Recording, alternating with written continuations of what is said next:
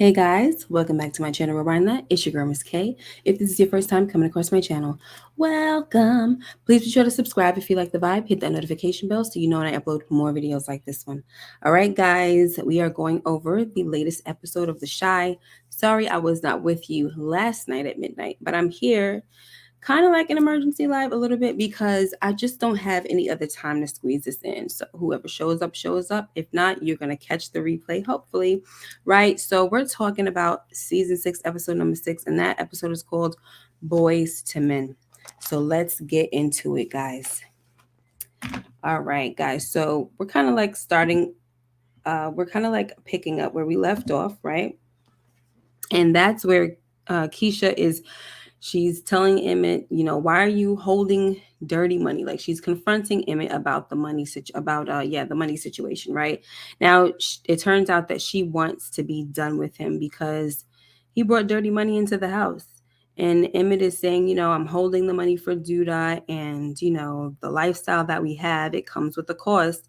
And she's just like, well, I can't do this, right? And he was like, well, I thought that you said we'll never leave each other. So she didn't have anything to say to him when he said that. He said he's going to fix it. So I guess that means that she stayed, right? Obviously, she did. Okay, so we also see that the FBI is pressing Trig, okay?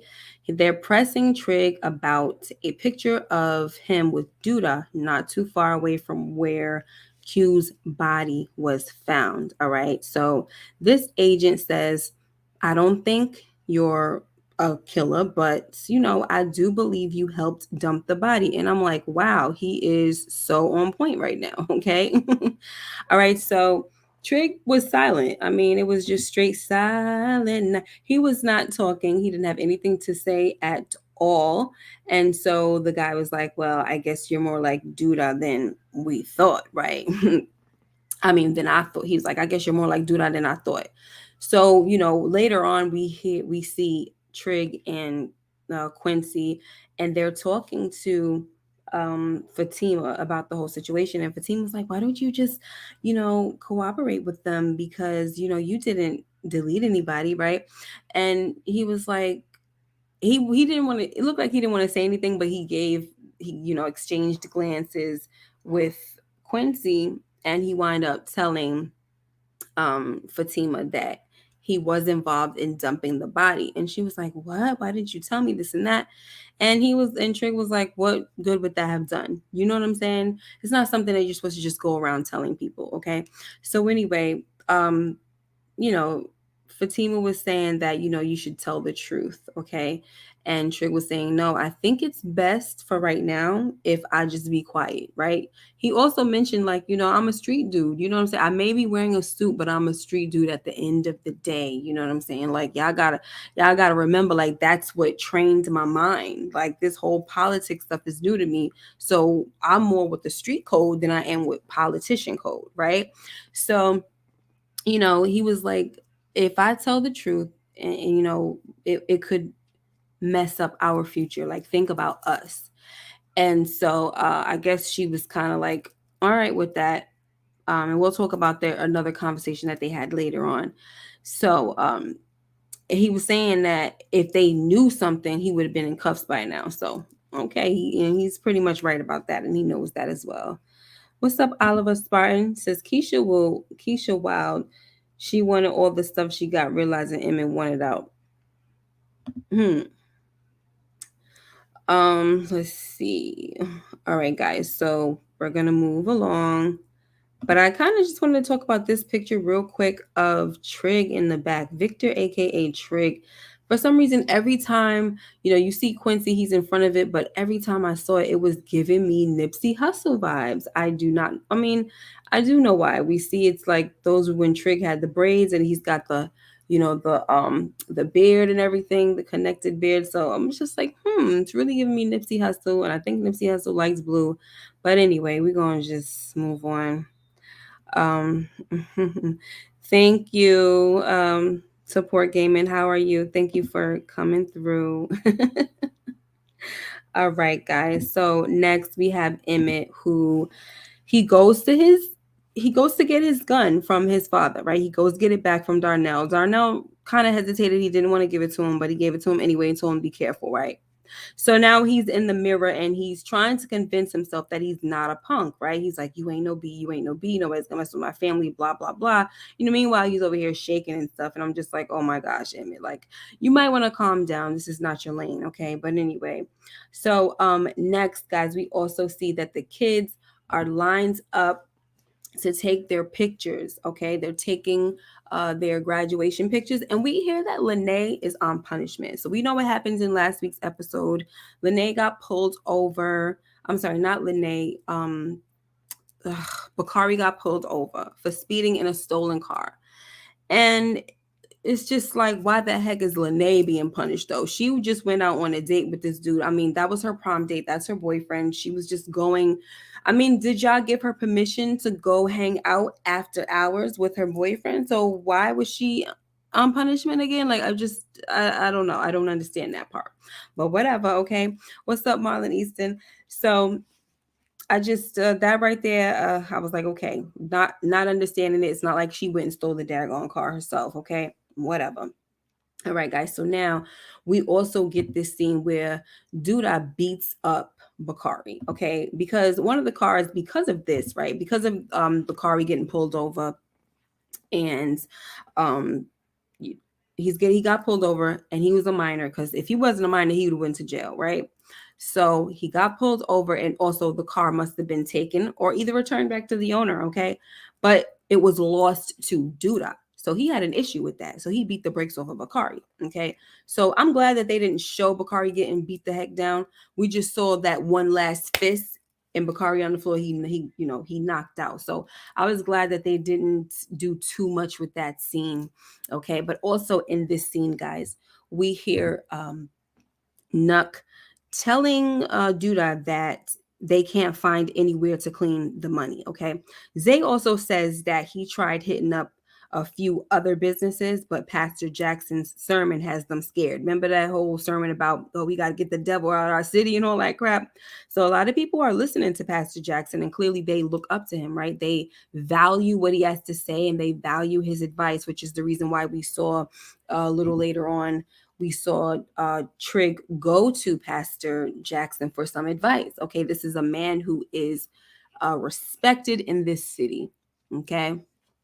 So here's the thing with this, guys. Why does Duda need a place to clean money? You know what I'm saying? Like, I thought that's what all of these restaurant chains was for. All of Emmett's restaurant chains. I thought that was what Duda was doing to clean the money. I'm sorry, not doing. I thought that's what he was using to clean the money, because he is definitely not invested in Emmett out of the kindness of his heart, okay? Like, there has to be something he's getting out of opening all these restaurant chains for Emmett, okay? So that's one thing. One way to clean the money was Emmett's restaurant chain.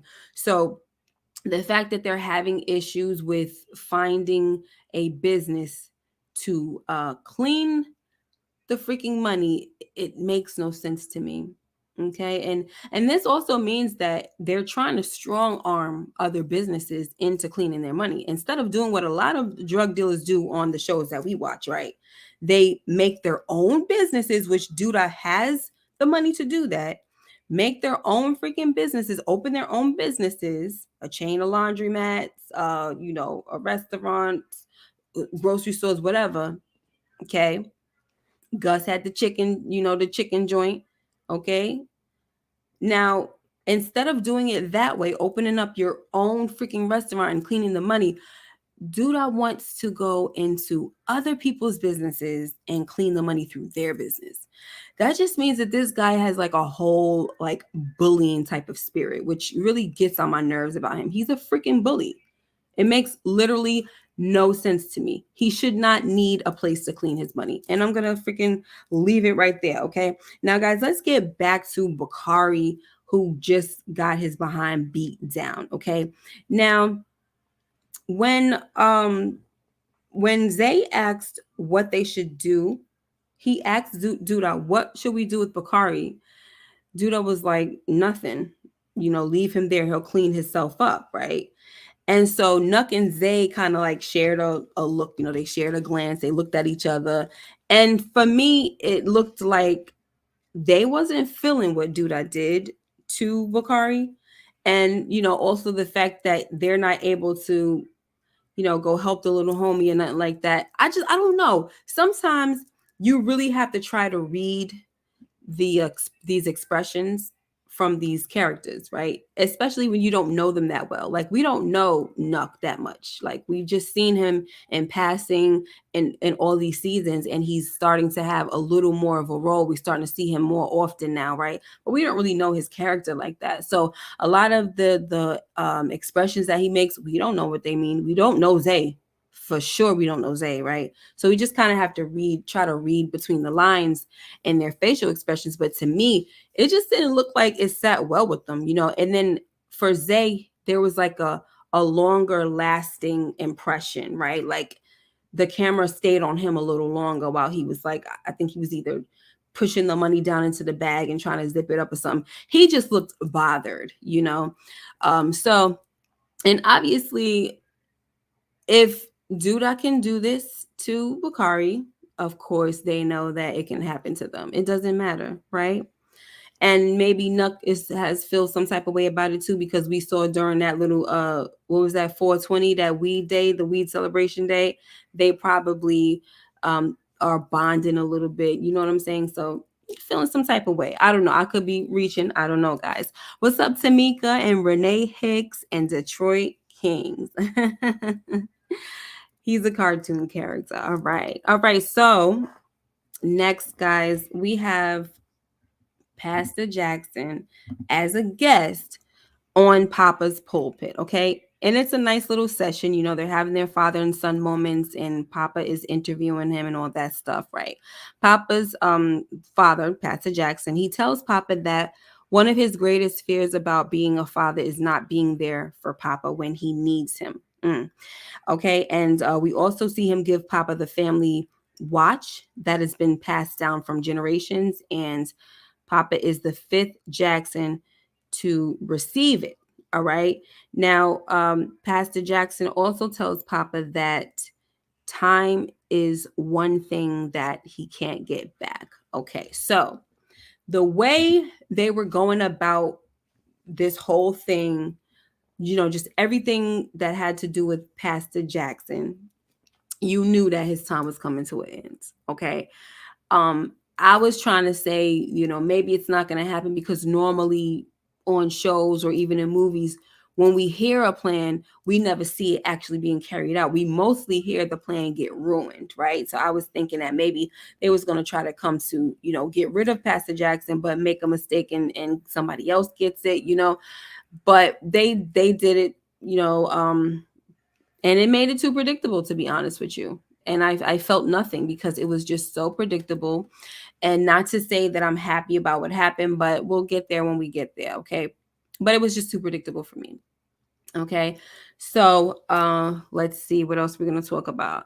Oh yeah, the fact that he's saying time, you can't get time back, and he's passing down the watch to him. Like he's dropping a few jewels, and he's doing a few things, like passing that watch down to his son. And it's so sad, because within the next few days he'll be dead, So it's like it's a good thing that he gave him the watch. I mean, I'm sure if he would have died before giving him the watch, it would have been the mom's job to say, here, your father wanted you to have this at a certain point in time. But I'm glad that he was able to give him the watch, right? And the time is something that you can never get back, right? And this is something that Papa's going to have to live with for the rest of his life, how he spoke to his father before he died, right? And so you're never going to be able to get that back. You were disrespectful for nothing. I mean, these kids got on my nerves in this whole episode. The kids were working my freaking nerves. Not necessarily the girls too much, but the boys. Ooh, I guess that's why it's called Boyz II Men. But they were working my nerves, and I don't want to jump, guys. So anyway, now let's talk about Jada, who is worried about Emmett. Okay, she asked Darnell if he knows anything, and he said no. She's like, do you know anything? He says no. And he's seeing his wife worried. I was kind of annoyed with him for lying, but I get it. At the same time, I guess, he just doesn't want her to worry or be scared about anything. She's already worried. Women have intuition. She says, I feel like something is not right. She's right about that. Her woman's intuition is telling her it's not right. Something's wrong. And she's freaking in the window. She's staring out the window as if her son lives there and she's waiting for him to come home. And that's not even the case because he doesn't live there, but she's just so like restless, right? And so that's a problem. Okay. Now, if something happens to Emmett, which I hope it doesn't, Jada is going to be pissed at Darnell. And we don't need that type of friction in their relationship because they just freaking got back together and they're happy. And the thing that I don't like about Darnell lying to Jada is she seems to fully trust him now. So the lies should not be going on. All right. Let's see what else, guys, what we have. Next, we have, let's see. Okay, sorry. Next, we have Bakari all beat up. You see his eye, you see his lip. And it took Nina a long time to see it. I don't really understand that. Like, you don't see this little boy looking deformed? Come on now. She over there telling him, oh, he can't come outside and all that. And then gonna realize. I'm like, girl, you took a long time, honey. So anyway, he's trying to come to see Lene, but Nina tells him that Lene is on punishment, okay? And she's like, are you okay? What happened to your face? Da, da, da. And it's whatever. He's like nothing. Okay. So he's leaving, and then you have Jamal rolling through the neighborhood. I guess it don't look like Jamal was gonna be stopping by the house to see his sister. Maybe every now and then he makes it a routine to just drive through the house to make sure everything's okay. I don't know, because either that or seeing Bakari made him change his mind about what he was about to do, come see Lene, because he was like, come and take a ride with me or whatever. But before I jump into that, when he sees Bakari, he's like, yo, what happened to your face? Who screwed you up or whatever? And Bakari is like, well, I messed up, so somebody messed me up. You know how it go. And Jamal definitely does know how it goes, right? And so he says, get in the car, whatever. And so they're talking, and he's really trying to get through to Bakari. I feel like there's a lot of people that are trying to get through to Bakari. You know what I'm saying? So Jamal, it seems like he's trying to scare Bakari straight, right? But Bakari says that he feels bad enough and he doesn't want to lecture. Okay. And, I don't know, guys. I'm not sure. I know a lot of people think something's going to happen to Bakari, possibly, right? But like I said, everybody's trying to warn this kid, but he doesn't want to listen. So I just hope that he doesn't have to find out the hard way. Okay. That would be something like, man, he tried to tell you. And then remember in last week's episode when they were at the precinct, they came to the police station and he was there, right? And when I say he, I'm talking about Jamal. He turned around and he was just looking at Bakari. And, I was looking at him like, yo, why? I was wondering why he was looking at Bakari like that. But I think it's because he really sees some of himself in Bakari, just like Shad did. So he's trying to really get this kid on the right track. Bakari needs that father figure. And one thing that I do like about the Shy, they're trying to let a lot of people, mentor him, right? Because he doesn't have a father figure. But right now, he does actually have a father figure. He lives with Pastor Jackson, who has taken him on as his child. So for him to continue to act lost and continue to be doing what he's doing, I mean, it just baffles me. And to be honest, if Pastor Jackson knows that he's rolling with Duda, why are you still allowing this little boy to live in your house? That should have been a rule. Like, yo, you're not staying here if you're going to be out there selling drugs. That's not going to happen. Okay. You either want this, this life, this straight and narrow and this family, a wholesome family feeling, or you want to be like a foster child that got issues out on the street, starting trouble. You know what I'm saying? Like, you want to go back to where you were? They should have put their foot down about Bakari. But anyway, let me say hi to the new folks coming in. What's up, Moochie Scoochie? Yes, please hit the like. What's up, Just Me B? If Duda was a power character. Uh-huh. Alrighty. What's up? Is it Will 8400? What's up, Brillsy Brills? Bakari is my favorite character. Listen, I have a soft spot for Bakari. I always say it, and I need him to act right. I really do. You know, Bakari's like, what do you want me to do? Read the Bible and all that? I'm like, yo,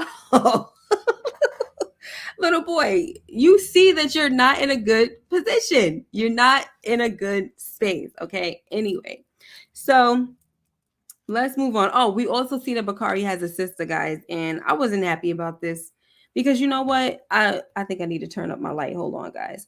I wasn't happy about it because, like I told you guys, I think last week, I'm not feeling uh, all these new characters. I don't feel like we need them. I just feel like they make the story more complicated and we can't keep up with what's going on. We can't keep up with what we're already given because they keep adding new people in.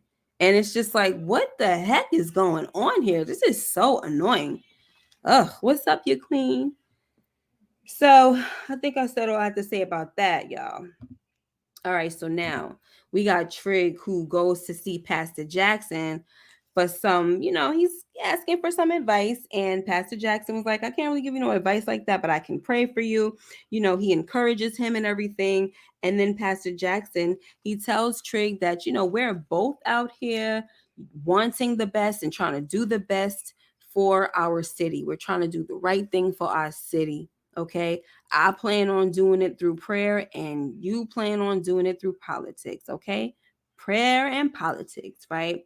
But as long as Duda is still alive, this city will always be in the devil's hand.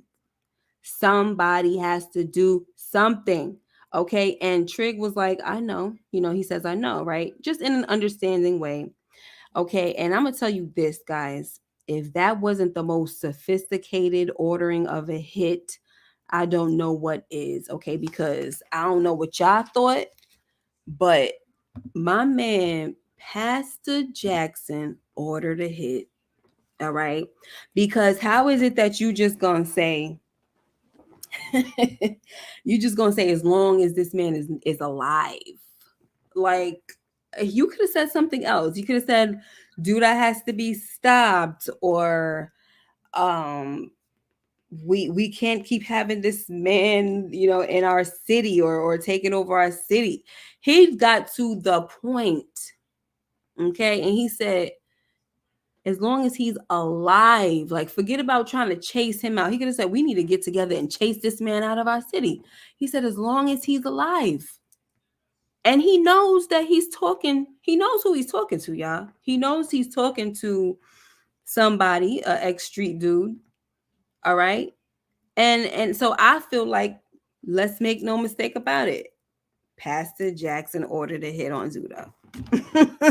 Not knowing that, a hit has also been ordered on him. So whatever. Now, in my opinion, that's the reason why Trig went to tell Rob about the situation. Because it's like, next thing you know, Trig goes and tells Rob about his involvement with the whole, with his uncle's demise and things like that.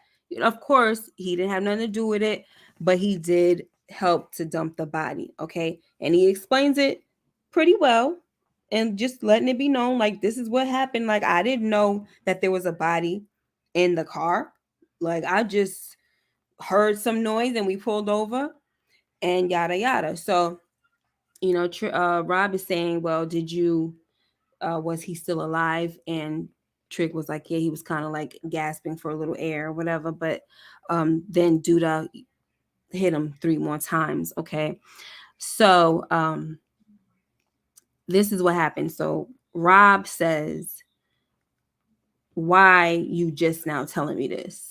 And I'm like, man, if you don't take this gift and go handle your business, you know what I'm saying? Your mother said that she's going to give you $100K for finding the killer and taking him out. So what difference does it freaking make about how long someone took to tell you? Just be happy that your search is over, because you weren't getting anywhere, my guy. That's what I was looking at. You weren't getting anywhere. Okay? And that was that. So just be happy and go do what you got to do. Take your next steps, okay? Because you was dragging your feet any daggone way. But anyway, guys, Rob says, you know what this means, right? Because first of all, he was also saying you didn't do anything. Like, what the heck was he supposed to do? What was he supposed to do? I mean, am I missing something, guys? Was Trig friends with Q? I mean, talk to me. I might be missing something. I don't know. But what the heck was he supposed to do? Because I didn't really see that Q was that close with anybody like that. So, you know, Rob says, like, you know what this means, right?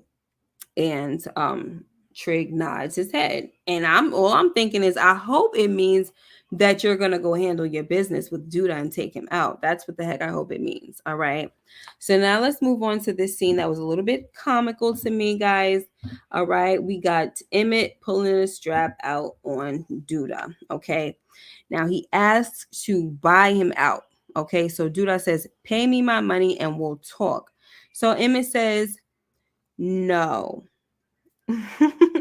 If I pay you the money, we're done. All right. So before we get there, I just want to talk about the comedy. All right. Because I couldn't take Emmett's face seriously. And I didn't schedule this live. I didn't have it planned. If I would have, I thought about getting y'all a picture of who you reminded me of. With his facial expression. I mean, look at his face. It just looks like stuff is funny. Like, it's not even, it's unbelievable, guys. And Duda don't believe it. Look at Duda looking at him like, boy, you better stop playing with me. Do y'all remember Friday? I'm sure you do. When we first see Smokey, he busts through Craig's window. He said, break yourself, fool. And Craig said, you better stop coming through my window like that before you get blasted on. He was like, well, what, man? You ain't got nothing. And so he pulls out, his strap and he points it in Smokey's face. Smokey's like, get that out of my face, this and that. And he said, where you get that from? He said, yo, mama. That same face that Craig made, obviously it was a joke he was playing. This is exactly what Emmett reminded me of. I'm sorry. Like, it's just, this is not you, Emmett. I know you was practicing in the mirror, but you look like you don't belong here. And that's just that. Okay, so, Emmett is like, let's stop. I'm sorry, not Emmett. Duda's like, all right, just let's talk, son. I can't negotiate with a gun in my face now, And he's like, think about it. So this is when we see him like kind of going closer to him, and he steps into the gun, like pressing it on his forehead, talking about Duda. He's stepping in. And so he said, just think about it, right? It's your choice. So Emmett puts the gun down, of course, and Duda knocks him right to the freaking ground. I thought he was going to start kicking on him, but he didn't. And so, guys, it was a very interesting scene, to the point where when he first got there, I do have to let y'all know, I thought that it was a dream. I really didn't think that this scene was really happening until, Duda kind of knocked him on the ground and, all that started going on. I was just like, this is a weird scene to me. It just felt weird. I'm sorry. That's just how the freak I feel. It felt weird to me. All right. So now, like I said, Duda tells him, listen, if you want to cut ties with me, right, you're going to have to cut ties with the house, the car, the business, all those things you're going to have to cut ties with. And so when he was walking away, Duda said, what if I buy you out? So Duda says, I'm sorry, not Duda. Emmett says, what if I buy you out? So Duda says, pay me my money and we'll talk. And Emmett was like, no, if I pay you the money, we're done. And that's when Duda was like, you don't make the shots, right? You don't call the shots. And this is what I'm talking about again with Duda being a freaking bully. All right. And then Duda tells Emmett that if he plays with him like that again, he's going to put a bullet through his thick skull.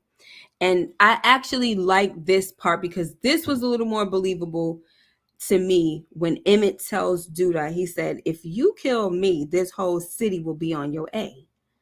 And I kind of just felt like that was probably the realest moment. The part where he had the gun and everything to his face, that was unbelievable. But this was real because Emmett is beloved. You know what I'm saying? And what he was saying, he truly believed because it's true, right? Dude that says, oh, you think you're that beloved, huh? And Emmett's like, yeah, I know I am. Ninjas F with me. They just work for you. And I never really thought about it like that, but I actually did like what he told him here. And I think it's something that Duda needed to hear because look at Duda's face. He's like, okay, that's very interesting to know. I might have to reconsider certain things with you and maybe think about it if I actually want to delete you if I have to. And maybe I would make myself an enemy of this city. I don't know. But hopefully that was something that made him feel like he might need to think twice about how he handles Emmett going forward, right? So, yeah, just me B says, dude, I did not like that. Yeah, I know. That is dead on for real, for real. Like he just made a major wisecrack. Yes, so all right, guys, where am I at? Where am I at? Okay. So, guys, this is what I'm talking about these kids getting on my nerves in this episode. So, Jake comes in and he wants to know why the grown-ups never tell him anything.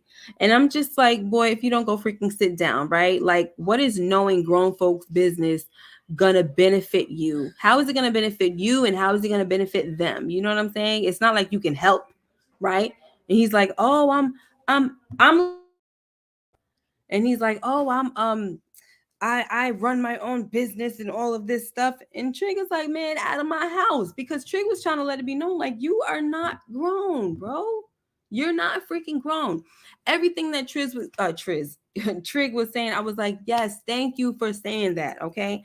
And then he tells him, man, just go to your room and all of that. And he's like, I'm not no little baby. You know, I mean, like, it doesn't matter if you're not a baby or not. You're still in this man's house and you're not paying no bills. And if you do have a business where you're making money, Trig should be charging you to pay some utilities up in there, especially since you think you're so daggone grown. Oh, these kids, I'm telling you, they just irked me so bad because this is that age when they really think that they're grown because the legal system tells them that they're grown, right? It's the legal age, 18, I'm grown. I'm almost graduating high school. What the heck does that mean? The only one that could actually say that they're grown right now is Kevin because he done moved out. Even though to me he's still a kid, but he's the only one that has a real argument. Ugh, freaking kids. So anyway, guys, before Jake comes through the door, Trig was struggling to I guess he must have changed his mind about wanting to tell the truth about the situation that he's in with this whole Duda situation, right? At the office, he was telling Fatima that he's not going to say anything. He think it's best not to say anything.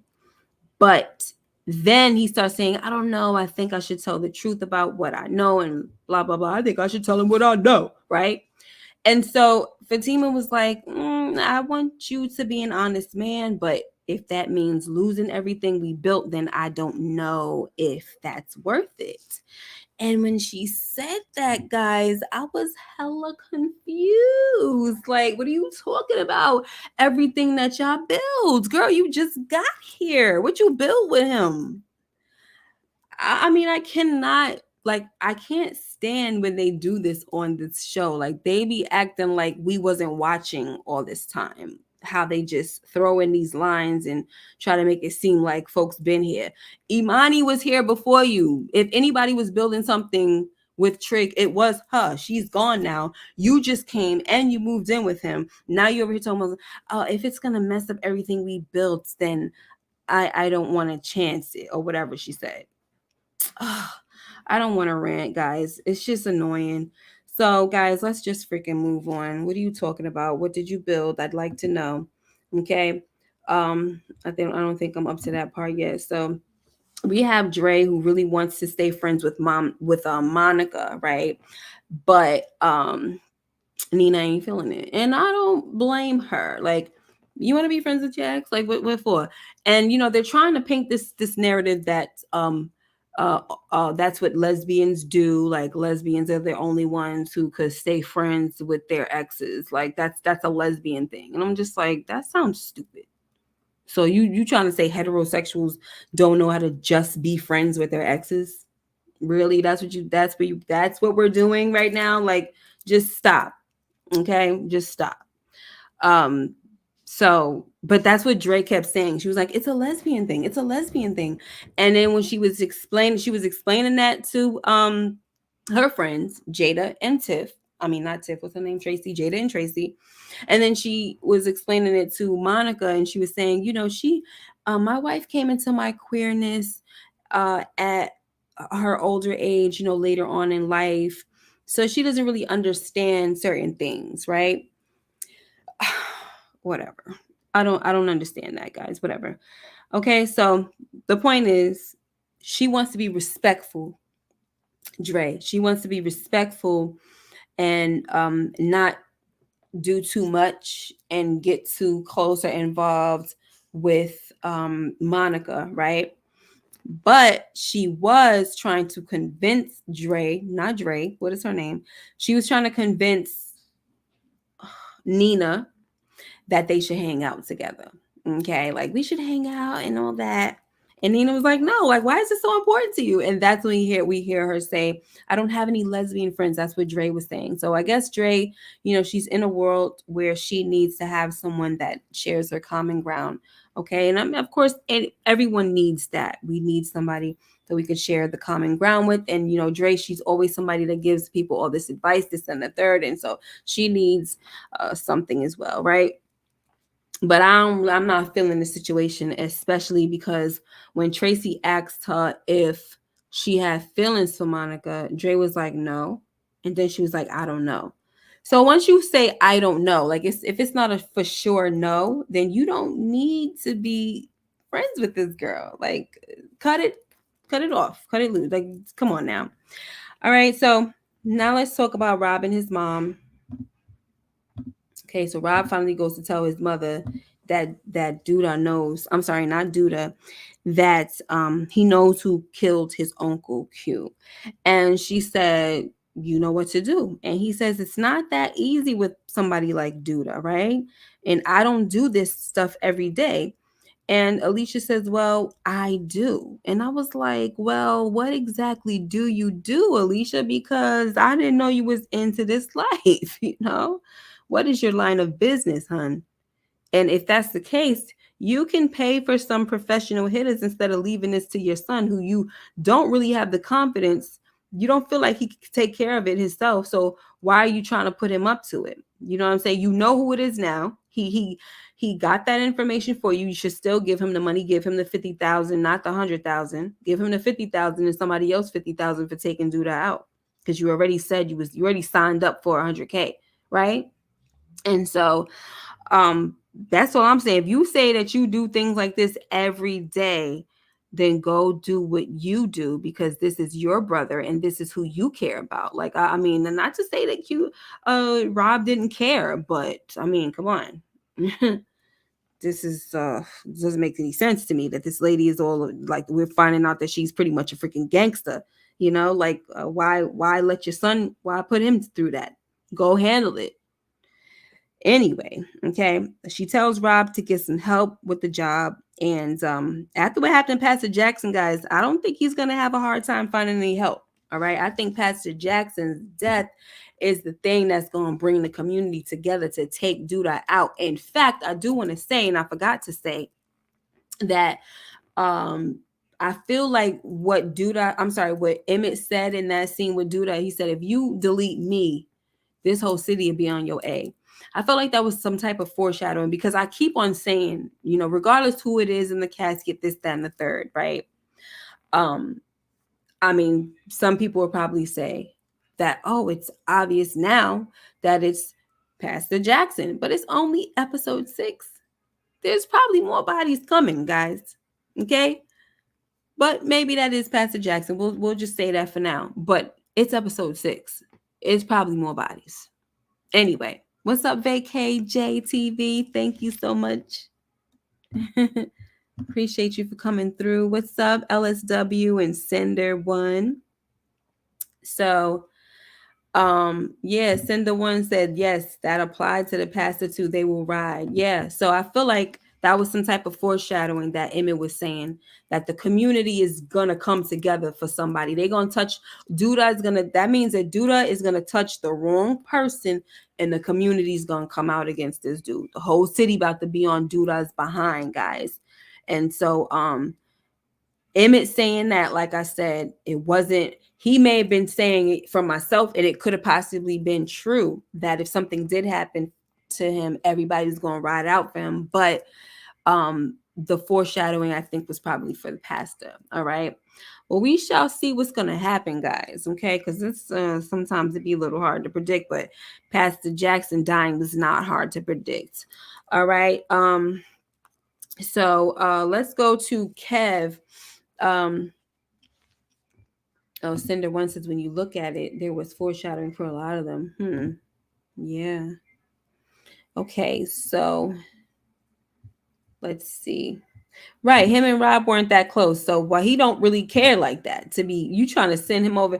Rob don't want no parts of this, really. And you the one that you can't even talk about it. He was like a father figure to you. You know, I'm talking about Alicia. He's like a father figure and all of this stuff. So come on now. Oh, I'm sorry. Cinder One said my Friday night was boring with my late night recap. You mean without it? I know. I'm sorry. I had to make Top Boy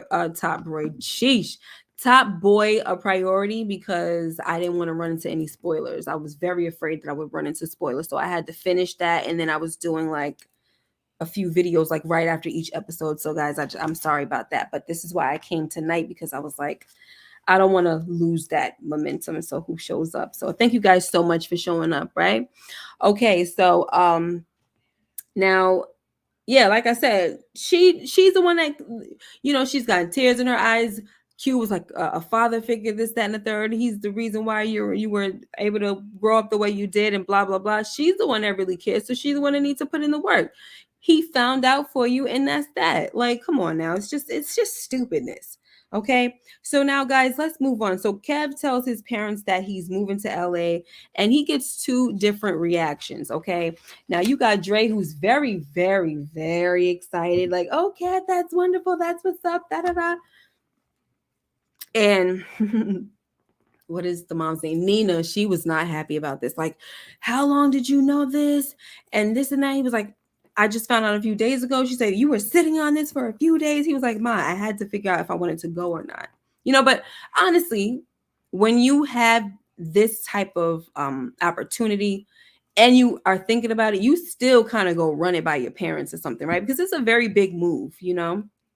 The fact that he didn't go talk to his mom about it, I didn't really like that either. I'm gonna be kind of like team mom on this whole situation, because I was just like, and I actually wanted to cry. You know, I was almost shedding some tears on this scene as well, because my youngest son, he just went off to college and I don't see him every day. So, you know, I just be like, oh, I totally understand, Nina. Because she's like, I need time to process this and everything. And he's almost in tears, and he's telling Dre, please go talk to her, you know, may try to make her understand, blah, blah, blah. And Dre is saying, listen, you're her baby. She's going to need some time, okay? But Dre was so excited and so happy, like, that's what's up, blah, blah, blah. And listen, I actually do also respect the fact that Nina was telling Dre, listen, with all due respect, I'm going to need you to sit this one out for a minute, you know, because at the end of the day, this is my child. I know that they're married and all that. And then what's his name? Said Kevin was like, wait a minute, Dre is my mom too, this and that. No, okay. No. I'm your mother. I gave birth. So I'm the one that really feels this. Dre is just excited about everything and all of that. Yes, she's been here for a few years. But no, you came out of my womb. I'm your mother. I need folks to just hold it. Okay. Hold it. Oh my gosh. Let's see. I get Nina. It's a mom thing, right? And so Dre don't really understand. And the thing is, if Dre had a child as well, she probably would have fell back immediately. She would probably be like, you know, that's good or whatever. But she might have not said too much after that. You know what I mean? So, where am I at? Okay, I think. Oh, so guys, Papa. What did I say he was gonna do, yeah, guys, last week? What I tell y'all? I said he was gonna be a stepdaddy, right? I told you guys. Okay, so he chooses to be a stepdad. All right, he lets Kenya know that he still likes her. Okay, and he wants to be with her and all of that because she was like, "Are you good with kids and this and that?" And I'm just like, okay, well, that's what you want to do. Is what you want to do. I don't really care, guys. But I told you he was going to be stepdad, okay? But when Pastor Stanley finds out about it, he forbids Papa to see Kenya, especially too, not just the fact that it's she has a child. Oh, that's the major part. But then when he finds out who her father was, what pastor he is, oh, that pastor that stepped out on his wife 5 times and this and that and the third, and this is the reason why she was with child, or she was in the family way at such a young age, because he should have been tending to his daughter instead of tending to all them ladies and all this stuff he said, right? You know I'm paraphrasing, guys, but anyway, so I'm sorry, guys, I need a little more lip gloss. So, this little boy was like, it's my decision. I'm grown and all of this. This is what I say to y'all about these kids. These boys is getting on my nerves in this episode. He tried to get smart, tell his father it's not his decision, it's my decision and all of this. I'm not a child anymore. And Pastor Jackson says, yes, you are. Now go on before you be late. So yeah, that was definitely vacay. That was it was judgmental. That was definitely a judgmental moment. I wasn't feeling it, to be honest. And he had just finished apologizing to Trig about judging him and stuff like that. And then he's just going to turn around and do that. So it was just like, and then you had just got into your own little trouble. You know what I'm saying? So don't do that. You should have a little more grace for other people. Like, cut it out. Okay. So anyway, guys, now Trig, he has another men's meeting because this is where Pastor, what is his name? This is what Pastor Jackson was talking about when he said, you're going to be late for the men's meeting and everything. And so Trig, he allows the boys in this time. Was it last week or the week before? I broke it down. I went through everybody's thing because it was just that good. This week, I don't care about it. So I'm not breaking down nothing. I was pissed off at Drake. Why do I call him Drake? I was pissed off at Jake for trying to say something smart to Marcus about his daughter and how he's raising his daughter. So yeah, because she does not want to go to no college and all of that. And he was like, Marcus was like, I'm just trying to take care of her, this and that. He was like, Jake said she could take care of herself. Boy, shut the heck up. And then it annoyed me because it looked like Marcus was about to try to, get in his behind a little bit. And Darnell gonna come in and say, don't forget Judge Free Zone. He wasn't about to judge him. He was about to check him. That's two different things, judging and checking. Because at the end of the day, yes, these are boys and you want them to get used to this type of environment, but they still need to be respectful. I'm so tired of Jake. I don't think I like him anymore, guys. I used to really like Jake. It was Papa, Kev, and Jake. Like, those are like my babies of the show. I don't think I like him anymore. Like, he just has, like, he talks too freaking much. You would think that now that he's in a steady home now with his brother and all of that, and he gets treated pretty well, you would think that his mindset might have changed a lot. But he still be having some slick stuff to say out of his mouth. His school picture was whack. I mean, like, he's still thinking he's gangster, right? Did y'all see how he posed in the school picture like he thinks he's a little gangster? He annoys the hell out of me. Damn. Yeah, he is jealous. I should move out like his. Go ahead then and see how you like it. Shoot. And then also have Gemma move in with you. I guarantee you it's going to be hell. I guarantee you. Okay? I was there. I also moved in with my husband. He was my boyfriend at the time. Moved in with my husband at a freaking young age. It was freaking hell.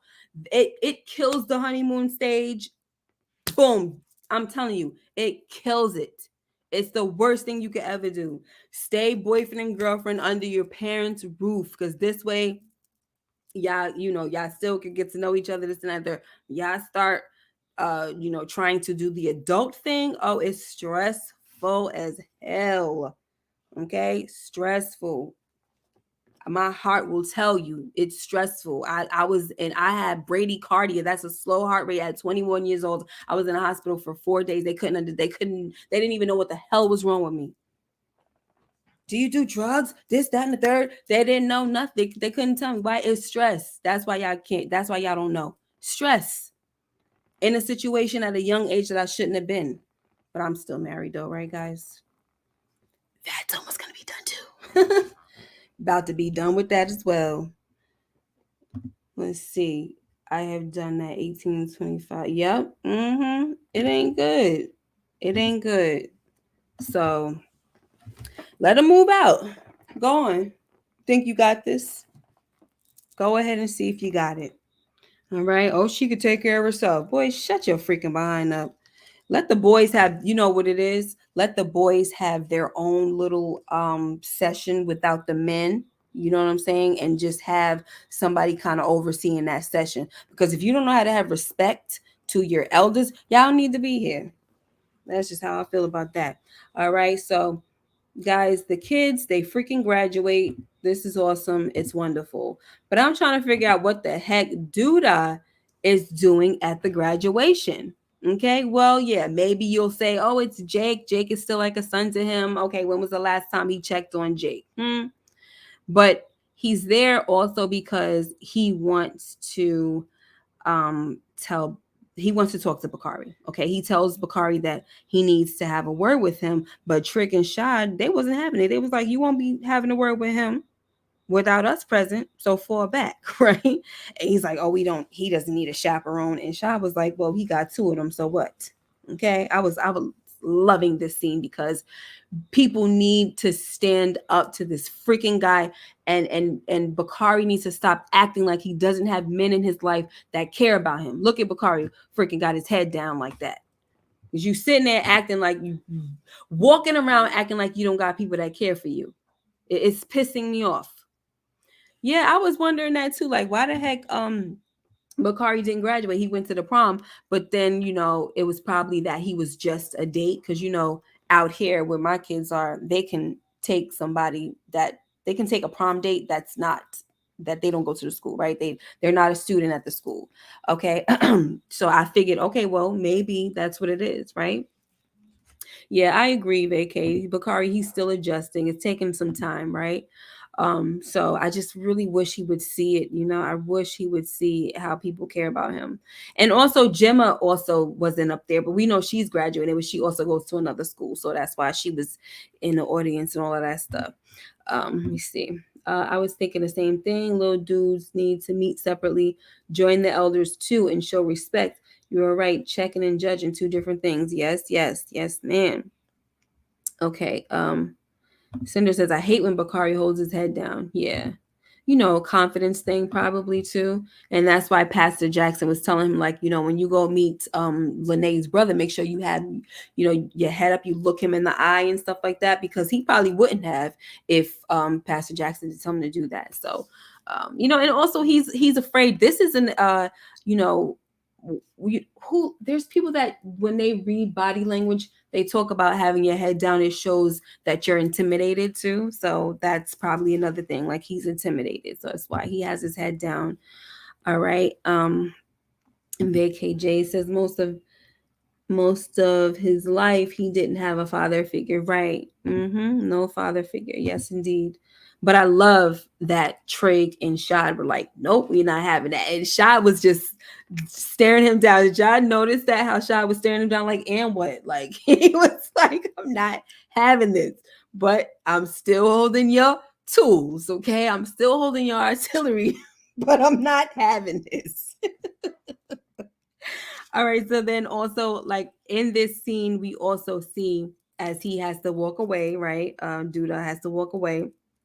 We see that Duda flashes his devilish grin, right, to Pastor Jackson, which is like, dag, that's almost saying like your days are numbered. Like, I see you, but your days are numbered, okay? I'm like, oh man, poor Pastor Jackson, child. Mm-mm-mm. All right, guys. So next, while having dinner, uh, Pastor Jackson tells Papa that he saw Kenya at his graduation and he still forbids him to see her. Okay. He tells Stanley that he has no business raising somebody else's child when he's still raising him. And that is so true, right? How you gonna raise somebody's child and you still being raised thinking you grown.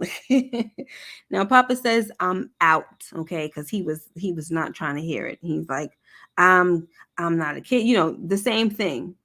I could do what I want. I'm my own man, you know. I'm my own man and I could do what I want. So he says I'm out and his father says sit down, right? And Papa says no.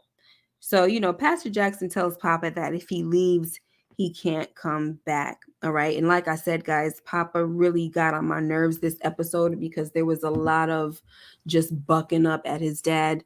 And he's going to regret this, guys. He's going to freaking regret it. That's all I know. There's no way that he's going to be able to handle the death of his father, especially after those were the last moments that they had, him being mad disrespectful.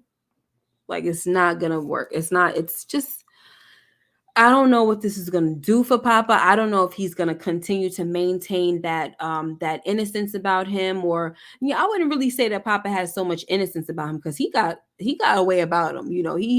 He's something else, guys. I mean, y'all remember when he was at the school being mad judgmental to people, talking about folks that don't got no father and this and that. He had to apologize to all the kids.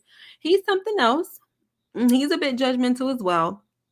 Yeah, it's just gonna hit him pretty bad. That's what I think. All right. But while Papa and his friends are out, they go to a party later on, and obviously the father's home. um he tells Bakari that he's homeless, but Bakari's like, come on, I'll open the window for you at the back door or something. Like, come on, don't worry about that. Yeah, vacay. That's what I was thinking. I was wondering if he would possibly go dark because of this. But I, I don't know. Sometimes I'm just so tired of trying to predict this show. I really am. I just am. So it's like you say stuff and then it's just like, nope, not that, not that, not that. It's just annoying. But anyway, so you're not going to always get stuff, but it's just like, come on now. So they give you something that was super predictable, but the stuff that, you try to predict just by, dialogue and ominous sounding music and things of that nature, you try to predict things off of that, and they won't give you that, or they won't give you anything close to that. They go another way with it, and the ways that they go makes literally no sense. Just, I don't know what the heck is going on here. But anyway, so while, like I said, while Papa is out of the party, um, we know what's about to happen to Pastor Jackson. But before I get there, I just want to say that I didn't like Brittany's rap, Bakari's sister. I didn't like it. It was disgusting to me, all that cursing and stuff that she was doing, and the, oh, they on my D and this and that. It was just annoying to me, guys, and I didn't enjoy it at all. Now, one thing that we did hear was Tierra. She was telling Gemma something about maybe she should do like, get a few other artists, right? And then that might help because it's a numbers game and this and that. If you have more artists, you might have more, a greater chance of success. And so, as we see the girl Brittany rapping, uh, Gemma goes over there and she's introducing herself. But listen, Brittany want more than just somebody to be her manager. She was looking at her like, oh, I like what I see. Okay. And Jake was like, this is my girl, or whatever. So yeah, we see that this is probably going to be someone that Gemma might also manage. Okay. And Maisha was hating a little bit. Yeah, we saw her dancing and this and that and third, but when Kev was like, oh, she that girl good, she was like, she she was hating a little bit. Okay. And so yeah, I don't like this LSW. I don't like her. She does give bad vibes. She gives off bad vibes. Bakari might have trouble with her. Yeah, she definitely gives bad vibes. I don't like her energy at all. I just don't like it. Yeah, Cinder, it was so masculine and just like somebody said her flow was good, but the rap was whack. Yeah, she did have a good flow. It just didn't. It was like, I don't know. Like, what are you doing? Why all that? Why all that? Uh, Gemma about to diss Maisha. Homegirl gonna be better. Yeah, she because of how she is, and yeah, Gemma. I think Gemma's gonna probably have some. It's gonna be an entanglement going on. I was feeling that as well. I would say, yeah, they about to have an entanglement.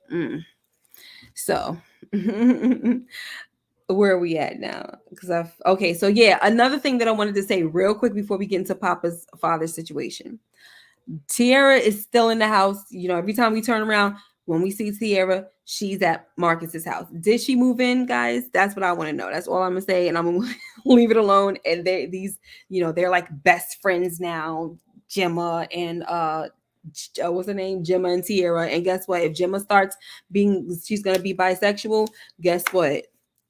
Her and Tiara gonna be even closer because Tiara is bisexual. Okay, the freak.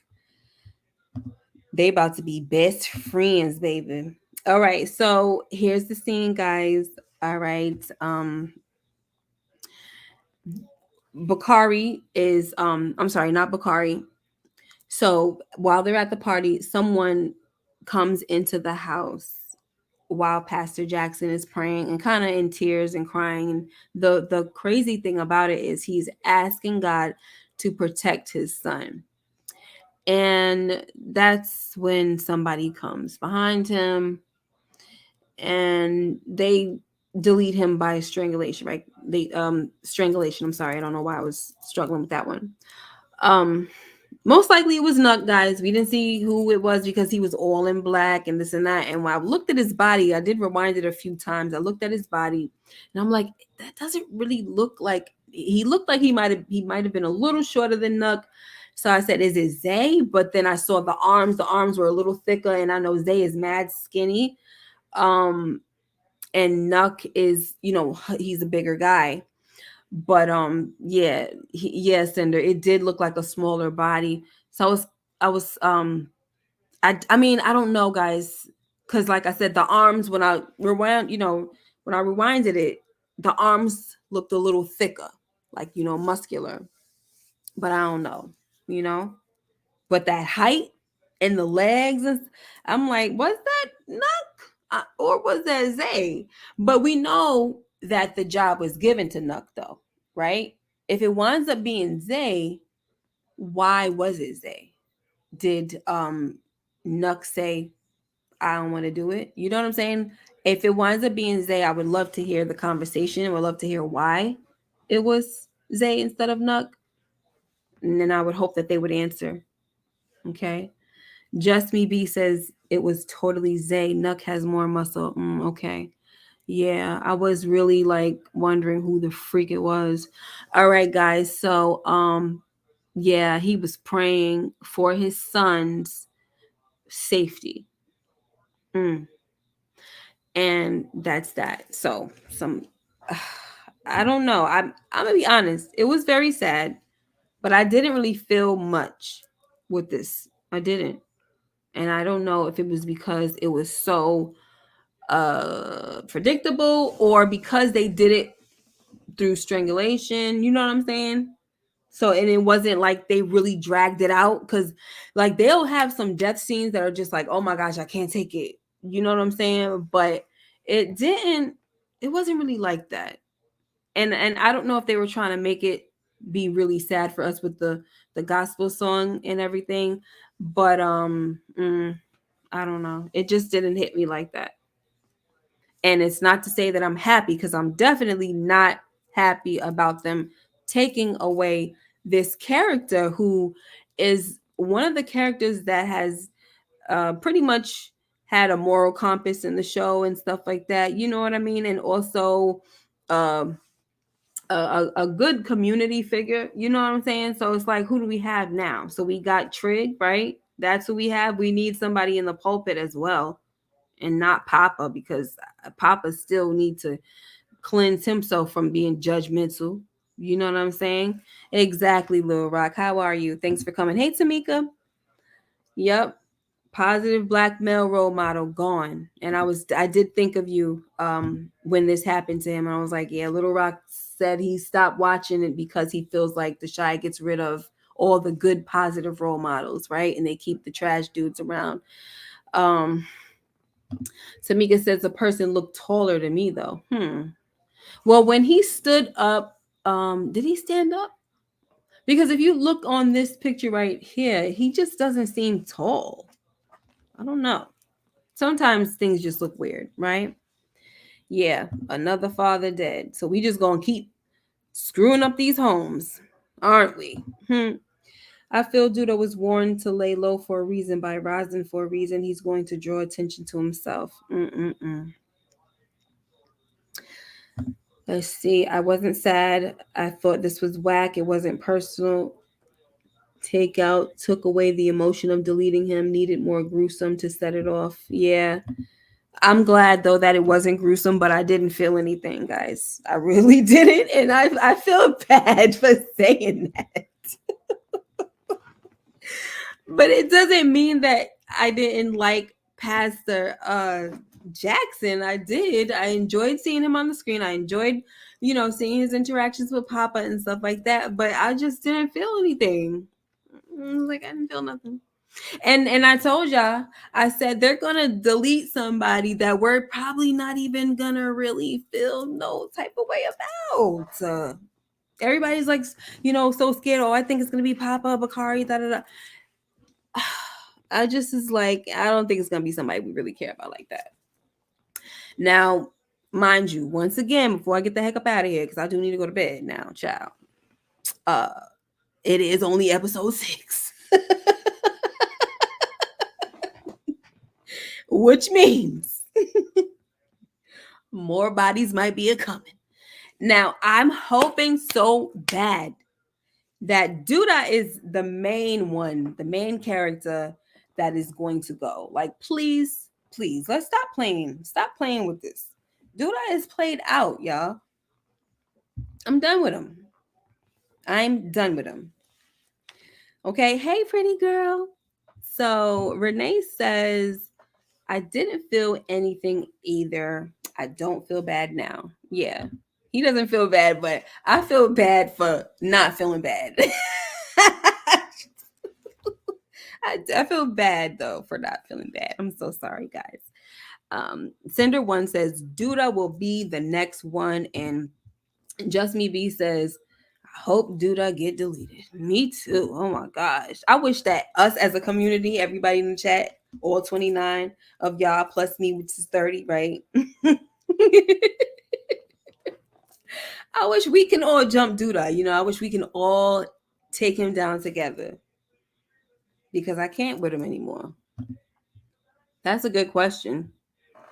Where's the story going after Duda goes? Listen, your queen, that's a good question. But guess what? The way they be bringing new characters in here for no reason at all, I'm pretty freaking sure they'll bring somebody else in. And see, that's the thing about the Shy. The one thing about the Shy is they didn't do like other shows where they had one villain, right? And he was the villain for like a season or two, and then they got rid of him and they introduced us to another villain. You know what I'm saying? Like, they didn't do that. And it's like, you probably dropped the ball on that. You probably missed an opportunity, because now Duda is played out, and now it's like, okay, like, folks are ready for him to go. And we just like, y'all, what, in season 6, and everybody's ready to be like, okay, what's happening here? Are we gonna do a series finale? Like, what are we doing? Are we gonna be done with the show? Are we doing 5 more seasons? And then what? Then you're gonna introduce another villain? Like, how often is this gonna go on?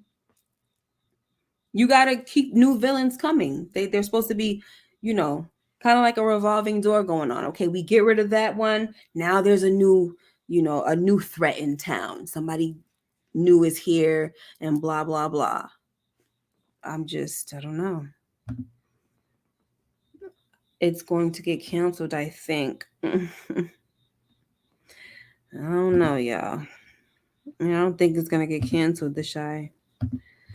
It could be seen like JR from Dallas. Who's that? JR from Dallas. It's going to get, I don't know. I think I was too small when Dallas was out.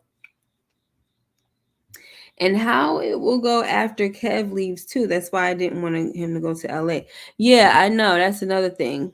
Somebody was saying something about a spinoff, and I was just like, okay, well, sometimes if I don't love a show enough, I don't care about a spinoff. And I don't really want to see these kids that we watch from so small, like, doing the HBO stuff. You know what I'm saying? Like, I just don't. And I know that's exactly what's going to freaking happen. Kevin's going to be, smashing and doing this and that. And I don't want to see all that. And I understand that they're grown now, they're growing up and stuff, but I don't want to see it. Okay? That's just that. I just be wanting stuff to be over, guys. And that's that. All right? You guys are up tonight, honey. So am I. But that's that. Did you guys see the trailer? Because I didn't see the trailer. Another thing that I wish that they did was after we watched the episode, they would show the trailer afterwards. I never see it. So I'm gonna have to go look for that. So if y'all saw the trailer, let me know how it looked, because did y'all see the funeral scene, or I don't know. I guess I'll have to go and check that out, guys. But tomorrow, I'm definitely going to try to stick to the regularly, my gosh, I can't talk sometimes, my regularly scheduled program at 8:05 for Force. I did not watch the episode, so I have no idea what the heck is going on. So I do need to watch the episode, guys. Okay, so no spoilers, please. Okay, yes, you guys said that the trailer was good. It'll work the digital media and have a teen. Oh, sorry. I'll work the digital media and have a teen to do the work while I take a nap. The trailer looked intense. Oof, I'm about to go watch it now. I wish I could pull it up right now and just like share my screen, but if I do that, they'll be like, nope, you can't monetize because you went and did this, that, and the third. Okay. Anyway, guys, thank you so much for being here. I really, really, really appreciate it. If you are new to the channel, please make sure you like, comment, and subscribe. If you haven't already, hit that notification bell so you know when I upload more videos like this one. Until next time, you guys take care and be blessed. And I'll see you in the next video. Thank you and good night. Bye-bye. No, I'm not going to mess up the money, Renee. See ya. Ooh.